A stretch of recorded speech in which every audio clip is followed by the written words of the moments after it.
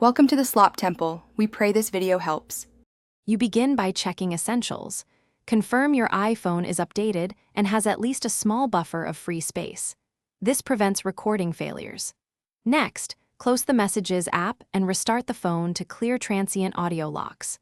Once done, toggle airplane mode for 5 to 10 seconds and reconnect to your data network so network handshakes refresh. These steps flush caches and reset audio routing, so you can proceed to the precise repairs that actually fix iMessage voice messages.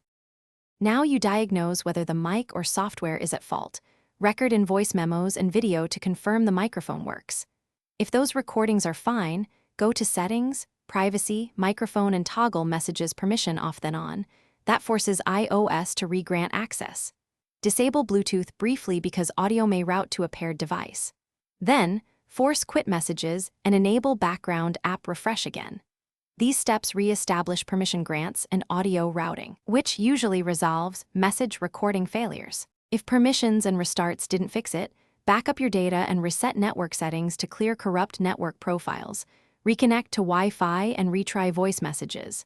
If the issue persists, back up to iCloud or Finder, then perform a restore. This reinstalls messaging subsystems without hardware risk. Once restored, test with both the iPhone mic and a wired headset mic to confirm consistent success. If you still fail, consult Apple support. Hardware replacement may be the only remaining cause. Thanks for watching. Consider subscribing if we helped you.